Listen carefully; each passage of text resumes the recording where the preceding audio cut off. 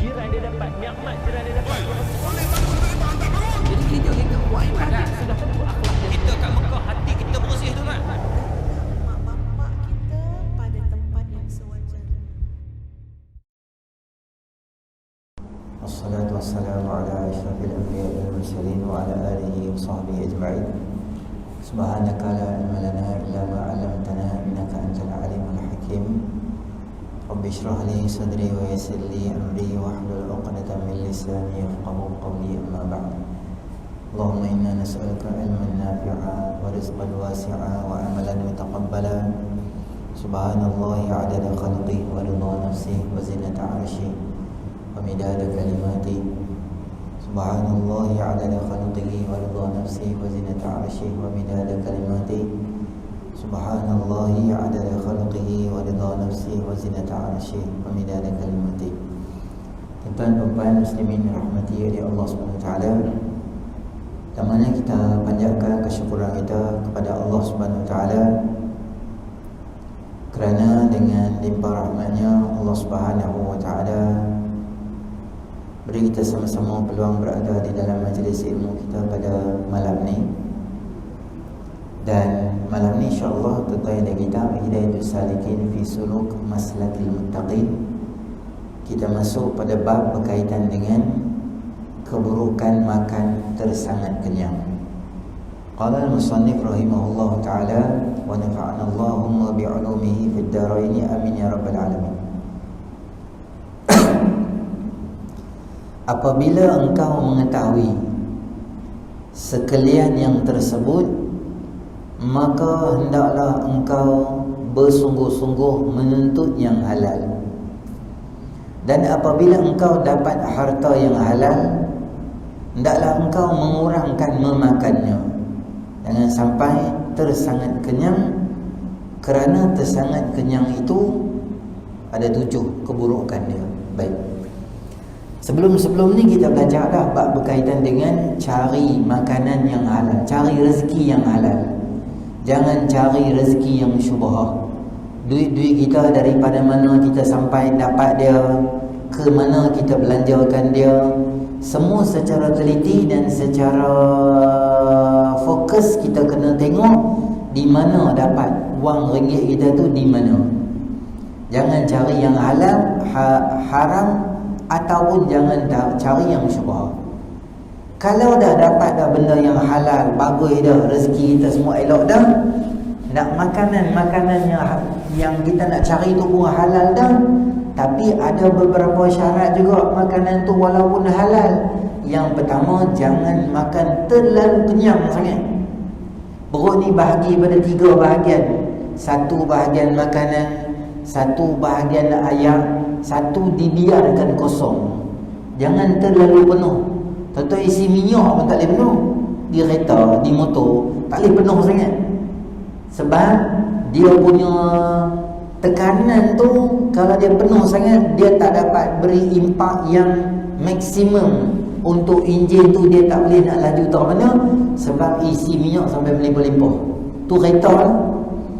Kalau badan kita makan terlalu banyak, walaupun makanannya halal, bukan haram, maka halal, tapi jangan terlalu banyak sangat makan. Di dunia tak boleh makan banyak lah, di akhirat boleh lah. Makanan syurga boleh makan. Hang sumbat lah banyak mana pun, dia tak ada istilah kenyang, dia tak ada istilah dahaga. Makan saja, syok je. Bukan makan sebab lapar, bukan makan sebab kenyang, sebab dah minum dah air daripada telaga Kausar. La nazma'u ba'daha abada, yang takkan dahaga sampai bila-bila. Tu cerita bila? Cerita akhirat. Jadi cerita akhirat jangan kita convert main ke dunia ni. Kalau di dunia ni makan terlalu banyak, yang pertama dia akan mengeraskan hati kita. Selain daripada kita tak duduk dalam majlis para alim ulama, tak dengar nasihat daripada hadis Nabi SAW, yang ketiga benda yang boleh keraskan hati kita apa dia? Kata Imam Qurtubi, muqaddimah kitab Tazkirah fi Ahwalil Qubur wal Mauta tu, dia sebut pertama sekali apa dia? Jarang-jarang kita bersuhbah dengan para alim ulama. majlis yang dihadiri oleh para alim ulama, kita tak pernah mai, boleh menyebabkan hati kita jadi keras. Yang kedua, lama kita tak dengar hadis-hadis atau peringatan tazkirah dan sebagainya, boleh menyebabkan hati jadi keras. Dan yang ketiga, boleh jadi keras bila jarang sangat menziarahi orang yang meninggal dunia. Nak lembut hati, pergi ziarah orang yang meninggal, tengok macam mana anak-anak dia urus dia, tengok macam mana anak-anak biar tak tahu nak urus dia, tengok anak-anak yang jadi imam untuk dia, atau tengok anak-anak yang terpinga-pinga tak tahu nak semayang macam mana, tolak tok imam, suruh tok imam saja semayang, mereka tak mau semayang. Tu tak apa lagi duduk dalam masjid, lebih karut lagi duduk di luar ya, kasut pun tak buka. Sila. Hak nak semayang tu bapak dia, hak meninggal itu mak dia. Dia duduk luar macam kenduri kahwin. Sila. Umi seka masak pegang tengah hari, dalca tambah sikit. Ni bukan kenduri kahwin, ni mak hang meninggal kot. Ni penghormatan terakhir nak bagi kan mak hang, sebab jasa mak hang sekian lama belah hang. Semayang tak semayang. Lepas tu iring ke kubur, dengar orang baca talqin, tazkirah dan sebagainya, benda tu boleh lembutkan hati. Kalau dah jarang tepi ziarah orang meninggal pun jarang dengar padan duk innalillah betul, duk forward betul je, maka ada harapan potensi besar nak keraskan hati kita. Lagi boleh keraskan hati dia, makan terlalu banyak, sumbat. Walaupun makanan yang halal, jangan terlalu banyak. Sampai satu peringkat, okey berhenti ya. Buruk dia banyak daripada baik. Yang kedua, membinasakan fikiran. Maknanya akal fikiran otak kita untuk menghafal tu dia akan jadi lemah. Kerana bila makanan terlalu banyak di sini, dia akan biasa menyebabkan akal jadi tak apa-apa nak fokus, dia punya maksimum kekuatan tak boleh guna.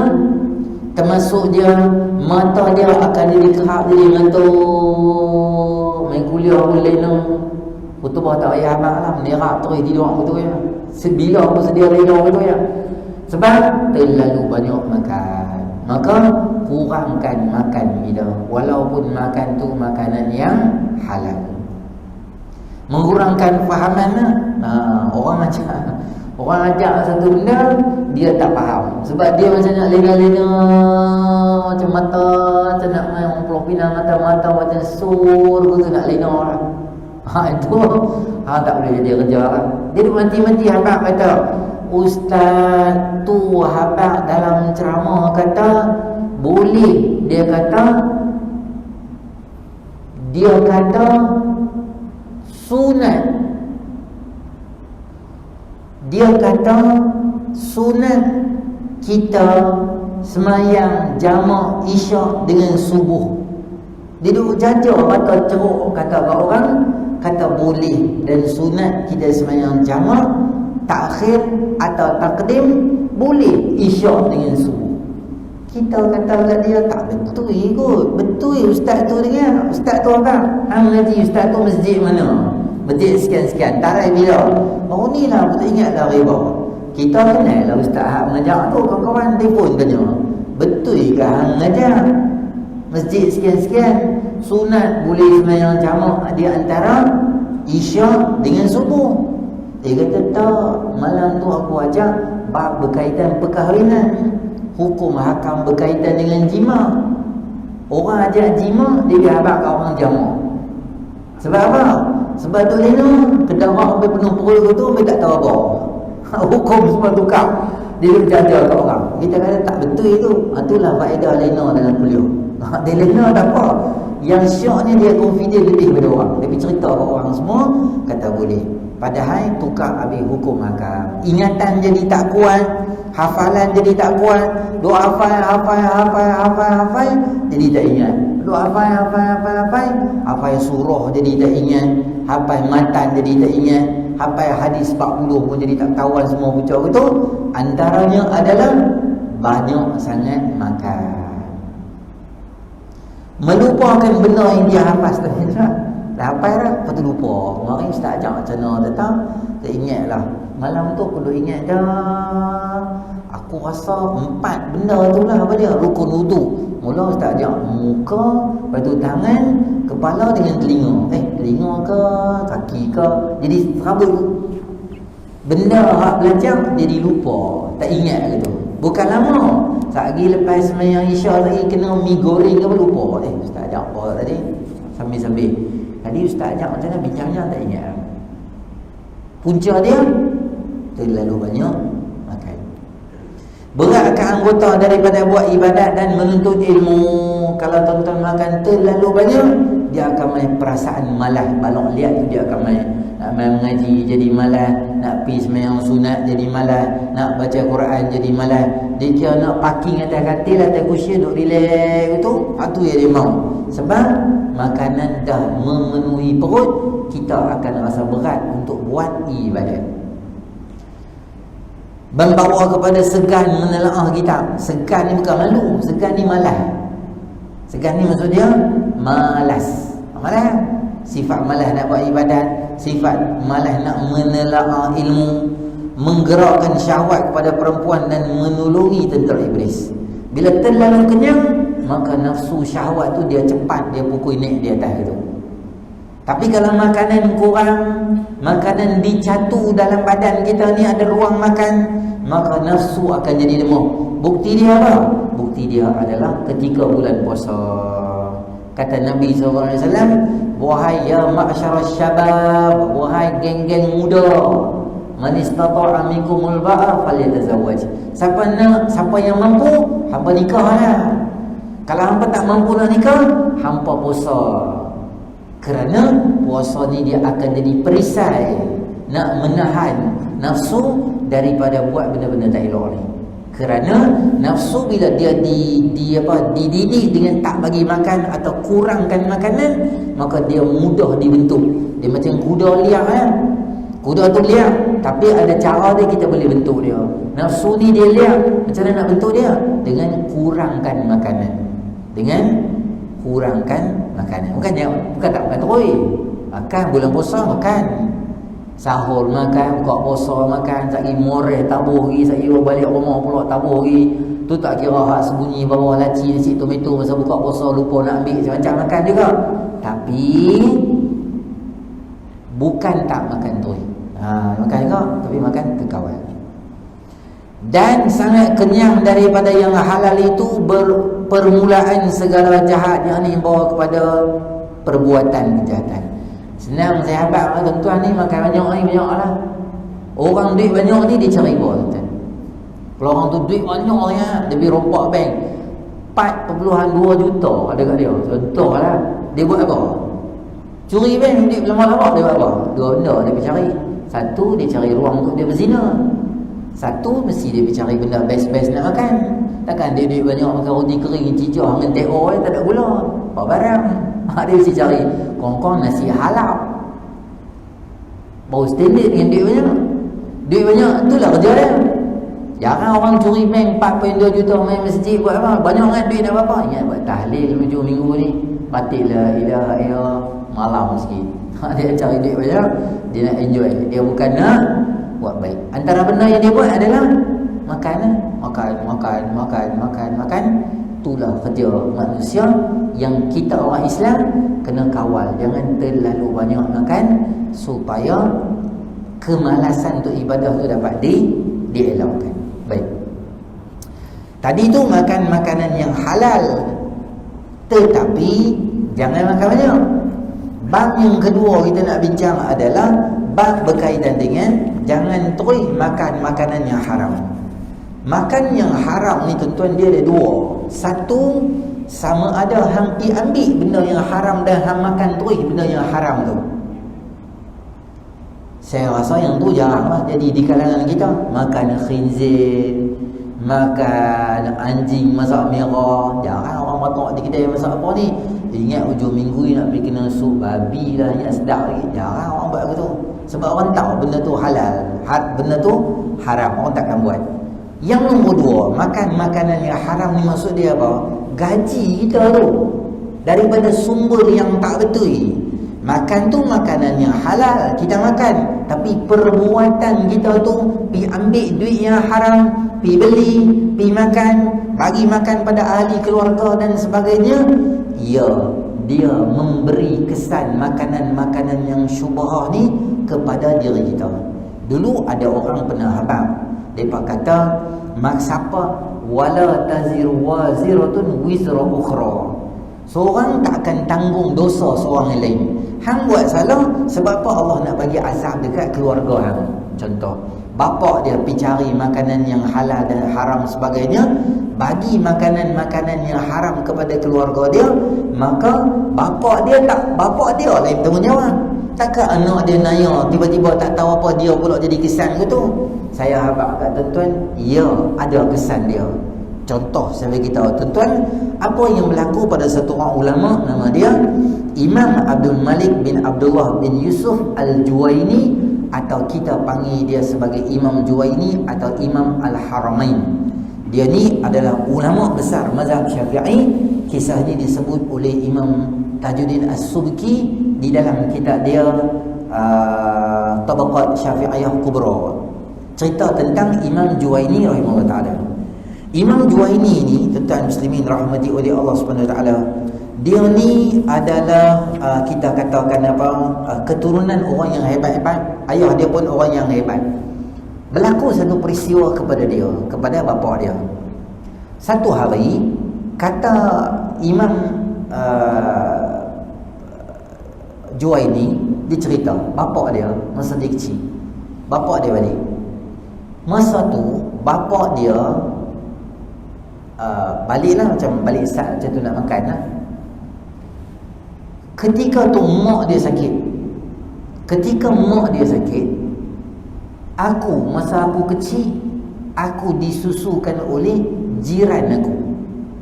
Ada kisah yang menyebut yang menyusukan dia adalah hamba perempuan di rumah dia. Ada dua orang, satu yang kata jiran, satu kata perempuan, hamba perempuan kat rumah dia. Masa bapa aku balik, bapa aku tengok yang hamba perempuan kat rumah aku atau jiran aku duk susukan aku, bapa aku ambil aku masa tu, dan bapa aku terbalikkan aku, tepuk-tepukkan aku, dan korek bawa keluar belen-belen susu ada semua tu bawa keluar daripada badan aku. Kerana apa? Kerana jiran ni pernah satu ketika dia buat apa? Dia ada kambing, dia tak minta izin pada suami dia, dia sembelih kambing tu, dia makan buat kenduri untuk semua orang. Kemudian suami dia balik petang malam nanti, baru dia inform dekat suami dia. Ada riwayat menyebut yang pi makan dia rumah dia boleh buat kenduri yang belum dapat izin pada suami dia. Suami dia izin, malam nanti baru izin. Tapi masa makan tu suami dia tak tahu lagi.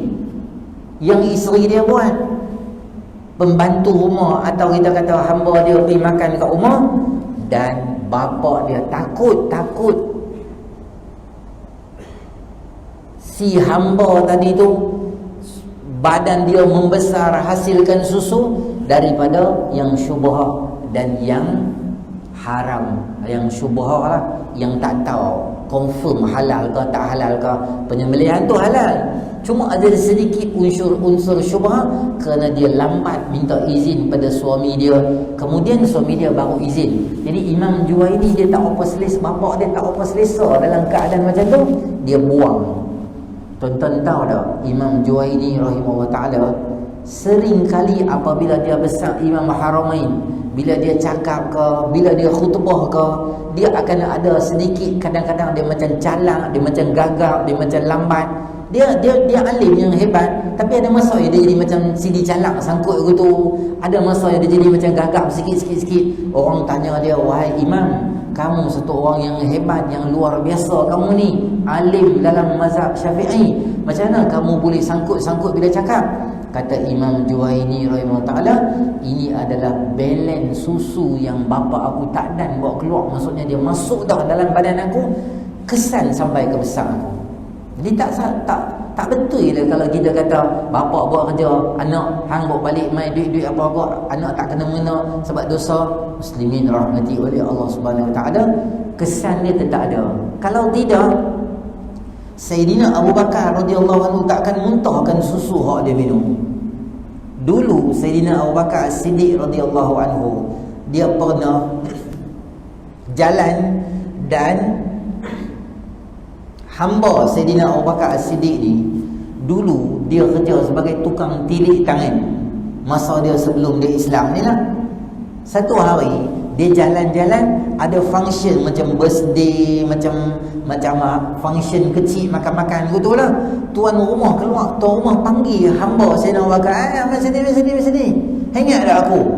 Hang siapa? Dulu hanya dah hang duk tenun nasi aku semua. Betul ke? Aku tak ada bayar kat hang hari tu. Tak ingat dah. Betul aku ingat tak ada bayar kan? Mai, kami dapat kenuri sikit ni. Ni, ambil susu hang ada. Upah dulu hang buat tutu. Apa? Tenun nasi aku. Hamba saya nak bakar tak? Susu jalan gitu dia pun jalan. Dia tak pi lah kenuri dia bang, dia ambil susu tu. Dia balik jumpa Sayyidina Abu Bakar Siddiq. Sayyidina Abu Bakar Siddiq lah. Biasanya Sayyidina Abu Bakar dia tanya susu mai pada mana sumber kat mana apa semua ni. Satu hari lapar sangat kot, dahaga sangat kot, dia ambil susu tu, bismillah dia pun minum. Lepas minum 2-3 teguk tu dia tanya, susu ni hang ambil kat mana? Kata hamba Sayyidina Abu Bakar tadi tu, dia cerita sebenarnya dulu tadi aku duduk jalan-jalan. Lepas tu dulu aku duduk buat lah sikit part time ni, duduk tenun nasib lah apa semua ni. Jadi tak buat lah ni masuk Islam lah, unsur-unsur syirik khurafat semua. Sayyidina Abu Bakar tengah duduk minum susu, muntah susu tu, keluar belen ada di susu. Awak hang tak beritahu aku, sikit lagi hang nak bunuh aku, dia kata. Dia ambil tangan bu kat mulut dia, bawa keluar. Ada orang kata dia kalau hang nak bagi cepat susu tu keluar, hang minum banyak-banyak betul hang muntah, air yang baru dengan susu semua keluar. Dia punya pulut nak buat gitu Orang kata kat dia, wahai Abu Bakar, benda dah makan dah dalam perut, tak payahlah buat teruk tu, mati pula hang. Aku tengok hang ni nampak macam terbeliak-beliak mata lah, nak korek buat keluar, tak payahlah, Tuhan Maha Pengampun. Bahasa abang kata tak payah Sayyidina Abu Bakar buat. Sayyidina Abu Bakar Siddiq radhiyallahu anhu kata, aku mati pun tak apa, susu ni aku mesti bawa keluar daripada badan aku. Kerana aku dengar Nabi SAW sebut, kullu lahmin nabata min haramin fannaru aula bih.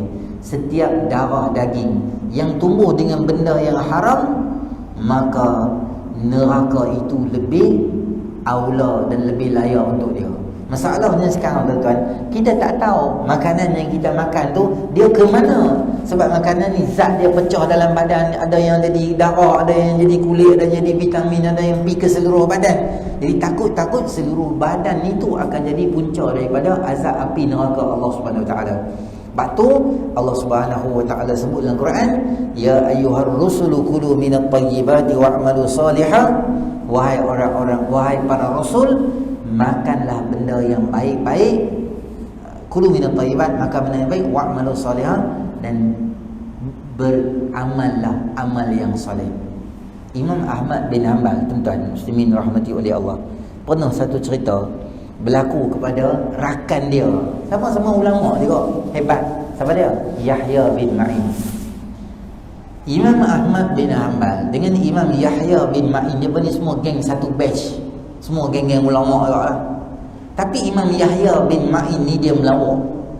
Dia kata, aku ni orang bagi apa-apa aku bantai dia dah. Setan bagi pun aku makan dia dah.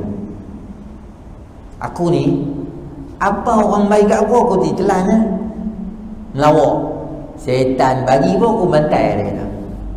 Imam Ahmad bin Hanbal dengar kata Imam Yahya bin Ma'in cakap begitu. Imam Ahmad bin Hanbal kata, start pada hari ni aku takkan cakap dengan hang. Imam Yahya kata, kalau bahasa kita, relax lah, aku melawak je. Relax lah, aku melawak je. Takkan aku nak makan setan kalau bagi kat aku kot. Maksud aku tak tolak kalau orang bagi kat aku apa-apa. Imam Ahmad bin Hanbal kata, hang tahu dah Allah sebut dalam Quran, ya ayyuhar rusulu kulu minat tayyibati wa'malu salihah. Hang tahu tak makanan ni di sebahagian daripada agama. Imam Ahmad bin Hanbal kata, hang tahu tak makanan ni dia adalah sebahagian daripada agama. Maknanya tak boleh buat main dengan benda-benda makan. Tak boleh buat main. Sebab tu Allah dahulukan makanan dengan amal soleh. Allah pesan dekat siapa? Para nabi-nabi. seolah-olah Allah abad kat para Nabi dengan makanan yang tepat dan betul itu mendorong kepada untuk rajin orang buat beriman dan beramal soleh. Allah, Imam Yahya bin Ma'in, Imam Ahmad bin Hanbal kata dia, hang tak tengok ke Allah dahulukan makanan daripada amal yang soleh. Ayat tadi tu kan, Allah dahulukan makanan sebelum daripada amal soleh. Seolah-olah memakan benda-benda yang haram atau memakan benda-benda yang tidak diketahui dari mana sumbernya, maka boleh menyebabkan menjadi kita jadi malas nak ibadat. Tuan-tuan sekarang dah mula buka dah. Banyak orang luar mai ke Pulau Pinang. Saya pesan dekat tuan-tuan, mana-mana kedai makanan yang viral, tengok dulu di atas signboard tu, siapa dia, pemilik dia, siapa dia masak kat dalam tu, siapa dia yang duk buat semua benda tu. Kena ambil berat sikit. Jangan kata viral pergi beratok. Jangan kata orang kata kedai tu sedap, pergi menerak atas meja tu pergi makan. Kita pun tak tahu daripada mana sumber dia. Lambak tuan-tuan. Yang duk ada dekat kita ni, yang tak ambil berat dengan makanan. Saya pernah tegur 3 orang perempuan Islam yang beratok di kedai nasi ayam cincong. Cincong bukan nama sebenar lah. Kedai cincong. Dia boleh beratok. Saya lalu ambil duit di Maybank tu, keluar, dia beratok tapi tu. Saya tengok dia bawa, saya tengok kedai. Saya tengok dia bawa, saya tengok kedai. Saya kata dia bawa, apa tahu tak ni kedai apa ni? Tak ada bagi tak apa. Tak apa, kedai ni tak ada babi dia tu. Dia kata pork free je. Tuan-tuan kena faham, pork free tu apa dia? Bukan lepas makan dia bungkus babi kat kita sikit balik. Sebab apa? Sebab pork free. Bukan pork free tu balik free kat rumah. Kan? Dia tak campur dalam tu. Dia tak tahu tuan-tuan bersuci tu apa, periuk tu apa semua benda dia tak tahu. Melainkan dia dah ambil halal. Jabatan agama akan pergi check lah. Kalau ada halal daripada Jakim boleh pergi buat serbuan. Bila-bila masa dia boleh buat serbuan. Kalau dia tunjuk siji halal, kena tengok tarikh luput dia bila. Betul ke siji halal tu, cek tengok online semua, macam-macam benda ada. Tapi kita jadi ambil mudah begitu. Ya pilah, takkan dia nak jual ayam tak sembelih. Takkan semua duk main buah, takkan betul je. Jangan betul. Kena perhati bagi dia dah. Kerana makanan itu sebahagian daripada agama. Saya beritahu kat tuan-tuan, apa kata beberapa orang ahli ulama berkaitan. Tuan-tuan ingat hadis Nabi SAW pernah masuk dalam Baitul Mal. Dia masuk dalam Baitul Mal, budak-budak tuan-tuan, saya nak asal ni Husin, cucu Nabi, biasalah lari sini, lari sana. Baitul Mal ni berlambak lah. Benda-benda zakat ni berlambak-lambak tu, kurma lah yang tu yang ni. Budak-budak syok lah jumpa pegang makan ke tu. Nabi SAW buh tangan dalam mulut, Nabi buang semua makanan. Jangan makan. Kita kata apa? Budak-budak dia pi lah, benda kecil gitu ya. Nabi tak mau SAW bagi contoh yang terbaik pada kita. Apa-apa benda yang bukan barang kita, jangan duk main sumbat gitu je dalam mulut. Pi beli buah, hak beli 1 kilo, hak makan 1/2 kilo. Makan rasa tak? Rasa. Ambil Mekah tak apalah, halal. Kan pasar kurma, bapak kurma, Mariami lah, Ajwa lah, mak menekan Ajwa lah, mak lang Ajwa, macam-macam. Antabu haram tak beli pun, kenyang saja. Macam tu jadi mutawif. Makan sini sikit, jemaah dia 4 orang yang beli, yang lain semua tabur tu je. Tu tak apa sebab dia kata halal. Halal buat agak-agak lah, halal makan, halal pun dalam poket.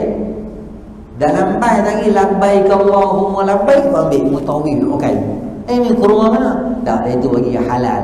Halal kedah tentu yang bukan balik rumah. Tu nak beli je. Semua duk bungkus tu bengkerak kawan tu. Tu tak apa lah dia bagi makan kat kedai dia. Kedai tak bagi makan pun ambil juga. Curi pun tak kira lagi.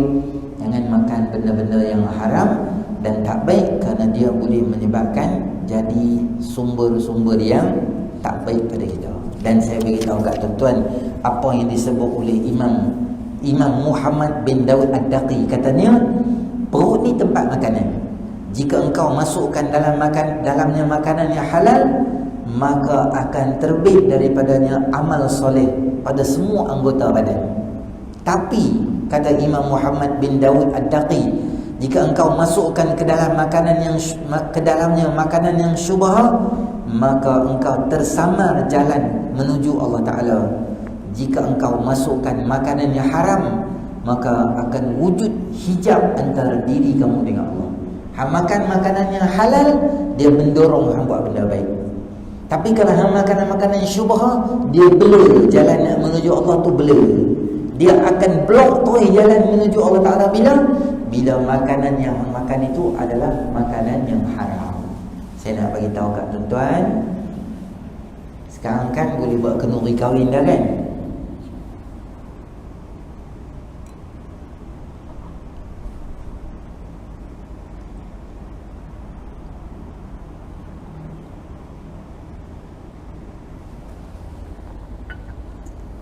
Kenduri kahwin nak main, biasa kita bagi souvenir lah, door gift pada orang yang selalu main. Banyak kali saya tengok orang yang pergi beli makanan, coklat, biskut, wafer yang tak ada halal, yang kita pun tak tahu dia punya ingredient apa, tulis semua tulisan bukan bahasa Inggeris, bukan bahasa Melayu, tulisan tak apa-apa, tulis Vietnam lah, tulis Nepal lah, apa semua. Kita punya istilah janji murah. Saya bagi tahu tuan-tuan, jangan buat naik anak-anak orang. Kata-kata Imam Muhammad Ad-Daqi rahimahullah ta'ala tadi menunjukkan bahawa kalau kita bagi kita makan atau anak-anak kita makan benda-benda yang tak betul, dia punya malas nak buat ibadah tu ada sangkut paut dengan apa yang kita bagi dia makan. Maka carilah yang elok. Tuan-tuan nak buat kenduri, nak bagi coklat, carilah coklat yang ada halal. Tuan-tuan, halal pun ranjau lah. Cari yang tak ada halal pula, lagilah teruk. Halal kicap, kita tengok, ui, KPDN, KK, P1000 kicap dalam tong tu ada tapak kasut. Allah, macam mana dia buat tak tahu. Asam Jawa pijak kaki, makan ada kuku pula dalam mulut makan. Allahuakbar. Tuan-tuan, tu ada halal tau. Tu ada halal, tapi kena ranjau kita. Tu di luar kemampuan kita lah. Kita nak buat macam mana? Nahnu nahkum bil zawahir, wallahu yatawalla sarair. Kita nampak ada halal, kita pun beli. Orang tipu nak buat macam mana? Allah maafkan kita. Tapi benda tu terang-terang, tak ada satu pengesahan, apa tak tahu di mana. Beli pula, bagi kat anak orang pula. Allah Akbar. Tak payah tuan-tuan buat naik anak orang macam tu, kesian kat dia. Dia duduk jaga kat rumah, bagi hafal juzuk amma, hafal 10 surah, hafal doa masuk tanda. Dia duduk ajak anak dia sikit-sikit gitu. Main tang kita pergi bagi benda macam-macam kat dia, souvenir budak-budak ni semua. Budak-budak lah tuan-tuan. Tuan-tuan ingat senang nak rampas balik makanan coklat tu daripada tangan dia. Susah dia kan. Dia kalau dapat tu dia mau tu. Yang kena ganti pula, berhenti di kedai runcit, ganti kat dia pula. Dia pula bagi awal, jangan bagi awal lah. Orang balik baru bagi. Budak-budak bukan nak makan nasi dah, bila tengok coklat tu. Tengok kata orang abang ni, lagi nak kahwin buat cukup. Last kali bagi souvenir. Yang bagi awal, takut lupa. Tak lupa, kami pergi beratok ambil juga. Jangan takut, kami mesti ambil je. Bagi lambat sikit, tak apa. Jangan bagi benda-benda yang kita pun tak tahu dan syubhat, semua bagi kat orang, naik kat orang. Kata Imam Ibn Mubarak, menolak 1 dirham yang syubhat jauh lebih baik daripada sedekah 600,000 dirham. Maksudnya punya banyak hang bagi derma tu, lebih baik hang simpan duit hang daripada hang cari benda-benda yang syubhat yang kita pun tak tahu benda tu halal ke haram ke. Dan ma yaribuka ila ma la yaribuka. Kalau hang rasa ragu-ragu, tinggal benda tu. Jangan buat, jangan makan, jangan ambil, jangan minum. Ayak ni boleh minum, tak tahu. Tengok ayak ni tak ada halal apa-apa ni. Tengok dia ni pun ni tak wali kan. Maka lebih baik hang jangan minum benda tu. Makanan ni boleh tahu kedai ni kau tengok masak dia masak pula. Tapi ada orang kita duk pergi makan, boleh ke tak boleh, tak boleh ke boleh ke tak boleh. Bagusnya jangan pergi makan kedai tu. Senang, cari benda ni.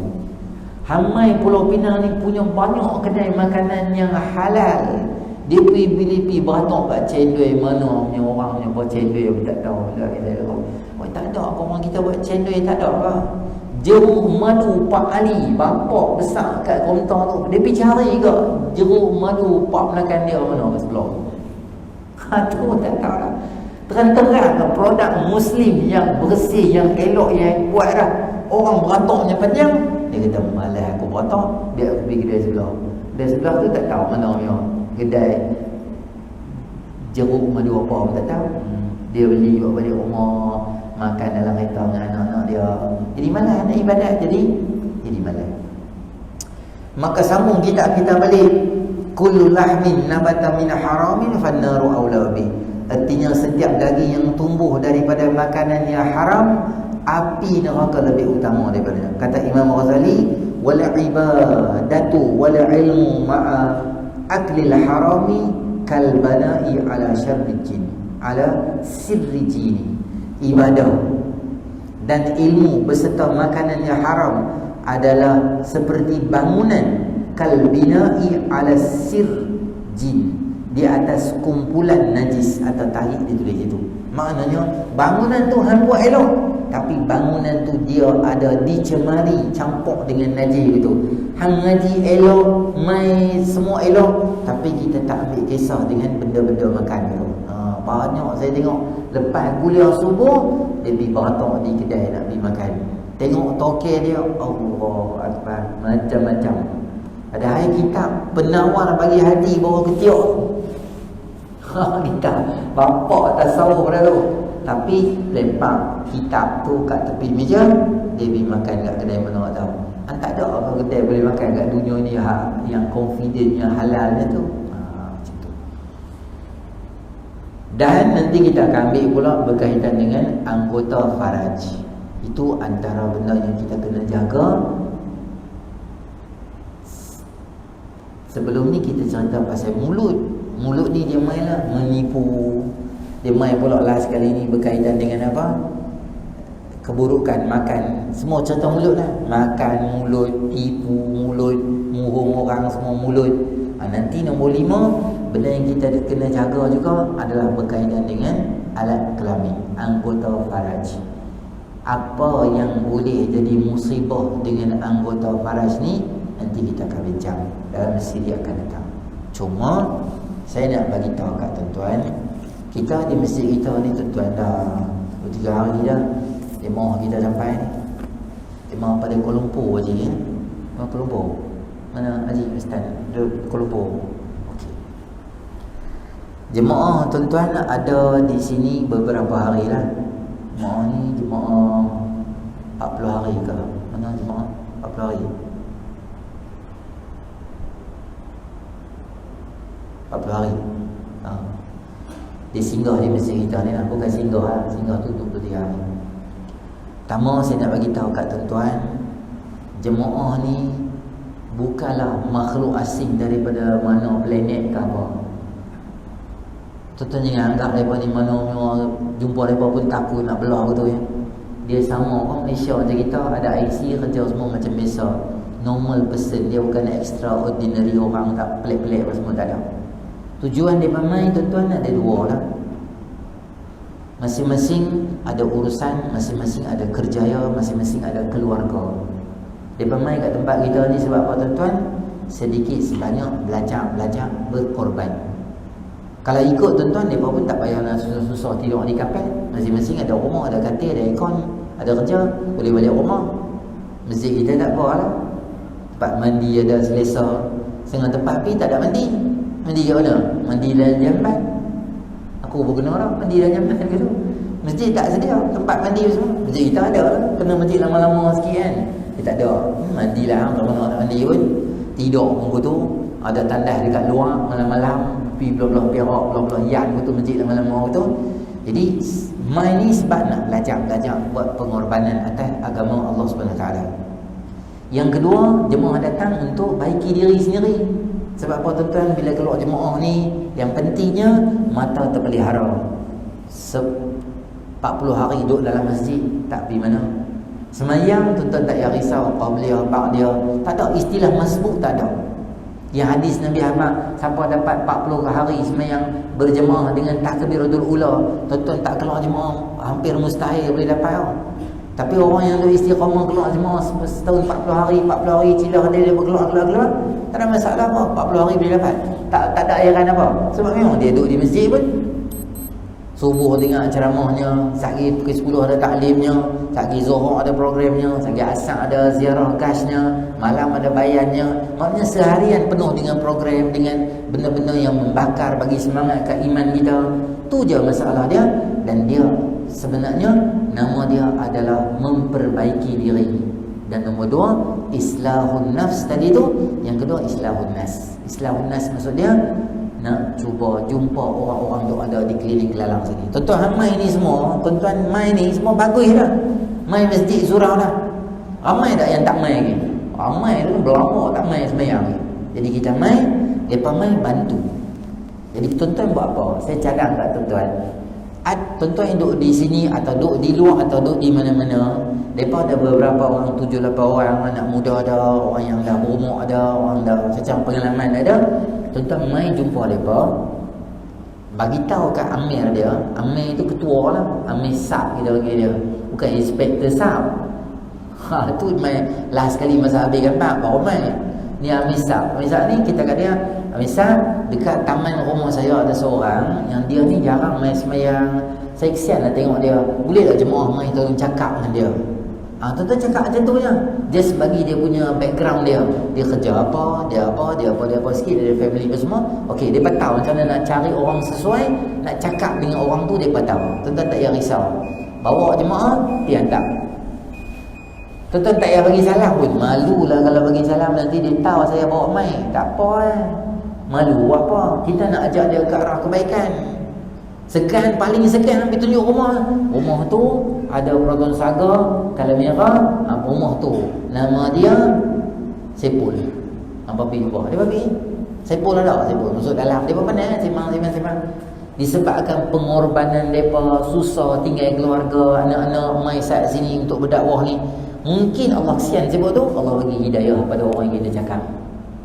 Kalau tuan-tuan ada anak remaja tingkatan 2, tingkatan 3, boy lah. Yang bawa girl, boy kat rumah anak-anak kita ni yang sat jenis nano ni apa, jenis sembahyang sat tak sembahyang satu merepek, naik motor pukul 3.30 pagi balik rumah, melawan cakap semua. Tuan-tuan miss call jemaah ni mai pagi pukul 10 masa tu taklim, dia semua dah sarapan semua siap dah, mai ambil jemaah. Misal saya ada anak saya, boleh tak mai rumah saya? Boleh. Misal kata okey, hang pergi rumah dia. Kita bawa cuma ni anak saya tingkatan 3, sekolah sekian macam ni, bagi laporan kat dia apa semua sikit. Tak kira dia sampai rumah, hang bila masuk dalam bilik, dia pandai lah cakap dia. Kadang-kadang anak-anak ni dia nak cakap kita nak cakap dia apa ya? Cakap tak mau dengar. Bagi orang luar main. Orang luar ni siapa dia? Orang yang banyak berkorban, orang yang pengalaman, cakap dengan hikmah, dia tak maki orang hanya apa? Andra kau kat mana hantar, api neraka masuk atas kepala hang. Tu kita. Dia pun tak cakap tu. Dia pandai cara cakap dia. Dia mau keluar mai duduk dengan jemaah 1, 2 hari, 3 hari. Okey, alhamdulillah kita akan tengok banyak perubahan baik pada dia. Jangan bapa anak yang keluar, anak bapa pun mailah duduk sekali. Kami nak hantar makan dia. Tuan-tuan tak bagi makan pun tak apa. Depa canggih lah. Depa semua masak lagi sedap lagi kita. Depa bukan nak makan, depa nak masak kita. Teman duduk masa yang dia pun sonong sangat nak bagi makan. Boleh lah bincang lah misal dia, saya sonong nak bagi makan kat jemaah yang tu luar biasa. Ada setengah tempat dia tak hamai tempat kami, hampa tetamu 3 hari hampa jangan buka periuk apa, aku tabur hampa 3 suku mau kambing 3 2. Jadi kami nak makan apa? Kami bagi hampa makan sebab hampa tetamu kami. Contoh boleh, tak ada masalah. Makan tu semua nombor 2. Yang penting tuan-tuan main sekali. Duduk dengan mereka, spend masa, bawa anak kita. Kalau kita tak boleh main, hantar anak kita main. Anak kita dah Jahannam, Form 1, anak-anak remaja gitu, main abang nak bawa pergi masjid, main hantar masjid. Sehari Zuhur, main ambil balik. Boleh? Bagi dia seronok, ada kawan-kawan gitu. Esok dia nak main balik. Mereka akan bergerak di Pulau Pinang. Mereka ni saya harap tuan-tuan jemaah ni dia lebih kepada kita cat rumah. Tak ada cat rumah, kawan kita main. Kawan kita mai, dia kata, hang buat apa? Cat. Mai aku tolong hang cat boleh? Dia tak ada. Hang tengok ada berus situ, ada bekas, hang tolong cat kan? Dia pun tolong kita cat rumah. Bagus tak member tu? Bagus lah. Bagus sebab apa? Sebab dia tolong cat, kita terima kasih dekat dia. Jemaah ni macam tu dah tuan. Mereka orang luar lah. Tapi dia main tempat kita nak imarahkan, nak ziarah orang-orang yang tak pernah langsung ada hubungan masjid surau dan sebagainya. Oi, sangat-sangat kita welcome dia. Dia bantu kita. Patutnya kerja tu kerja kita, dia tolong kita. Maka kerjasamalah dengan jemaah yang ada. Jangan anggap mereka ni macam makhluk lain apa. Tengok pun kalau nak start motor belah betul ya. Tak, mereka macam kita biasa. Siapa pun tak ada dragon. Mereka bukan dragon keluar api kat mulut semua. Jangan takut. Cuma kita ada kuliah, mereka ada bayan ke lepas isyak ke macam mana? Ada Haji? Ada bayan kat sini lepas isyak? Tak ada. Okey. Jadi kalau tak ada kuliah, mereka buat bayan lah. Yang ada kuliah, nanti di sini. Jadi tu saya nak bagi tahu tuan-tuan. Jadi jemaah yang ada, nanti jemaah ni tuan-tuan tolong sembang mereka ke mana mereka akan pergi lepas ni. Kalau tak sempat di sini, boleh hantar anak kita akan datang. Datang ke cuti sekolah kan? Boleh sama-sama kita imarahkan anak-anak kita dengan ibadah pada Allah SWT. Baik. A'udzubillahi minasyaitonir rajim. Bismillahirrahmanirrahim. Alhamdulillahirabbil alamin. Wassalatu wassalamu ala asyrafil anbiya'i wal mursalin wa ala alihi ajma'in. Allahumma anfa'na bima 'allamtana wa 'allimna ma yanfa'una wa zidna ilma. Rabbana atina fid dunya hasanatan wa fil akhirati hasanatan wa qina adzabannar. Sallallahu ala sayyidina Muhammadin nabiyil ummi wa ala alihi ajma'in. Alhamdulillahirabbil alamin. Assalamualaikum warahmatullahi wabarakatuh. Subhanakallahumma wa bihamdika asyhadu an la ilaha illa anta astaghfiruka wa atubu ilaik. Wal 'asr. Innal insana fi khusr illa allazina amanu wa 'amilus solihati. Subhana rabbika rabbil 'izzati 'amma yasifun. Salamun 'alal mursalin walhamdulillahi rabbil alamin. Assalamualaikum warahmatullahi wabarakatuh.